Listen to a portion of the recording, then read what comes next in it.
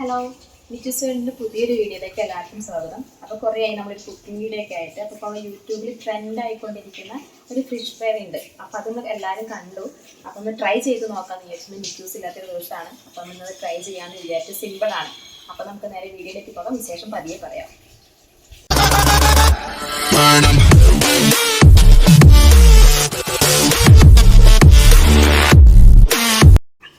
നമുക്ക് വളരെ സിമ്പിളായിട്ടാണ് കേട്ടോ ഇത് ഉണ്ടാക്കാൻ വേണ്ടിയിട്ടുള്ളത്. അപ്പോൾ ഞാൻ സാധനങ്ങളൊക്കെ കൂടി എടുത്ത് വെച്ചിട്ടുണ്ട്. ഒരുപാട് ഐറ്റംസ് ഒന്നുമില്ല, സിമ്പിളായിട്ട് വേഗം ചെയ്യാം. വേണ്ടത് എന്താണെന്ന് വെച്ചിട്ടുണ്ടെങ്കിൽ ഞാൻ എരിവുള്ള മുളക് പൊടി എടുത്തിട്ടുണ്ട്, കാശ്മീരി മുളക് പൊടി എടുത്തിട്ടുണ്ട്, മഞ്ഞൾപ്പൊടി, ഉപ്പ്, കുറച്ച് പുളിവെള്ളം. പിന്നെ നമുക്ക് വേണ്ടത് വെളുത്തുള്ളിയും ചെറിയുള്ളിയും കൂടെ ഒന്ന് ചതച്ചത്. പിന്നെ ഞാൻ ഇതിനെ എടുത്തിട്ടുള്ള മീൻ എന്ന് പറയുന്നത് നമ്മുടെ സ്വന്തം ദേശീയ അയിലയാണ്. പിന്നെ ഞങ്ങൾക്ക് ഇങ്ങനെ തലയോടെയുള്ള മീനാണ് കേട്ടോ എപ്പോഴും ഇഷ്ടം. തല വെട്ടി കളിച്ചിട്ടില്ല, അപ്പം തലയോടെ എടുക്കുന്ന മീനാണ്. അപ്പോൾ നമുക്കിത് നല്ല വേഗം ഉണ്ടാക്കാൻ തുടങ്ങാം. നല്ല വിശക്കുന്നുണ്ടൊക്കെ നമുക്ക് ഉണ്ടാക്കാൻ വേണ്ടി തുടങ്ങാം. അപ്പോൾ പാനിലേക്ക് ചൂടാക്കാതെ തന്നെ പാനിലേക്ക് വെളിച്ചെണ്ണ ഒഴിക്കുക.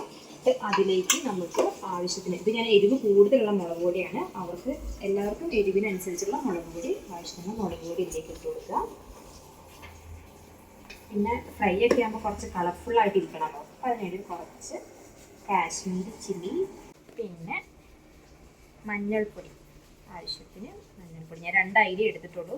അപ്പം മീനിൻ്റെ എണ്ണത്തിനനുസരിച്ചിട്ട് പൊടികളുടെ എന്താ പറയുക, അപ്പോൾ കൂട്ടും കുറയ്ക്കുകയൊക്കെ ചെയ്യാം. ഇത് നല്ലോണം ഒന്ന് വെളിച്ചെണ്ണയിലൊന്ന് മിക്സ് ചെയ്യാം.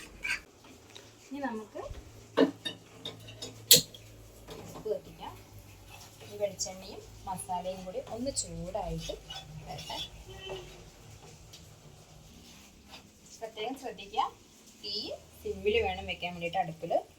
ഈ ടൈമിൽ തന്നെ നമുക്ക് ചതച്ച് വെച്ചിട്ടുള്ള ഉള്ളിയും ചെറിയുള്ളി കേട്ടോ, ചെറിയുള്ളിയും വെളുത്തുള്ളിയും കൂടെ ചതച്ചതും കറിവേപ്പില ആഡ് ചെയ്ത് കൊടുക്കാം. ഉള്ളിയൊക്കെ നല്ലോണം മസാലയായിട്ട് വഴണ്ട് വരണം. നമുക്ക് ഇതിൻ്റെ പ്രത്യേകം എന്താണെന്ന് വെച്ചിട്ടുണ്ടെങ്കിൽ നമ്മുടെ കറി ഒന്നും ആവശ്യമില്ല കേട്ടോ, ഒരു ഗ്രേവി ടൈപ്പായിട്ടാണ് വരുന്നത്.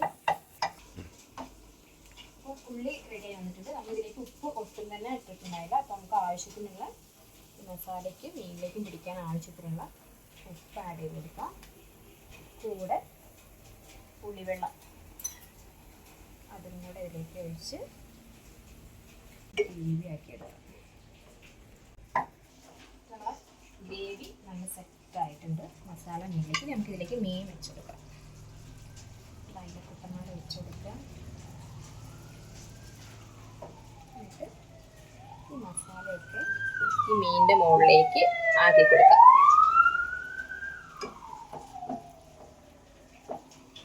ഇപ്പോൾ നമ്മളെ മീനിലേക്ക് മസാല മൊത്തം സെറ്റാക്കി വെച്ചിട്ടുണ്ട്. ഇനി 2 വശം നമ്മൾ അങ്ങോട്ട് തിരിച്ച് മറച്ചു വിട്ടിട്ട് ഇത് ഡ്രൈ ഫ്രൈ ആക്കി എടുക്കണം.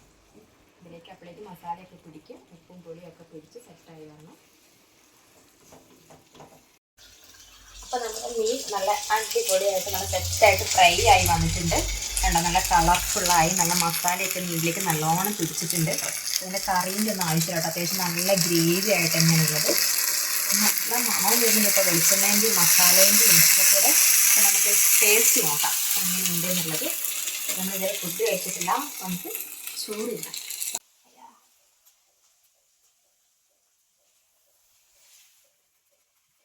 നമുക്ക് ടേസ്റ്റ് നോക്കാം. നല്ല ചൂടുണ്ട് കേട്ടോ.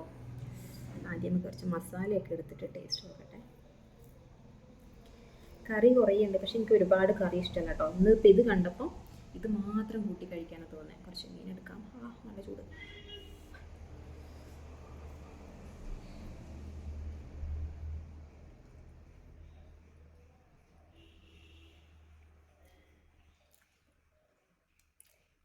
നല്ല പുളിയും അത്യാവശ്യം എരിവും ഒക്കെ ഉണ്ട്.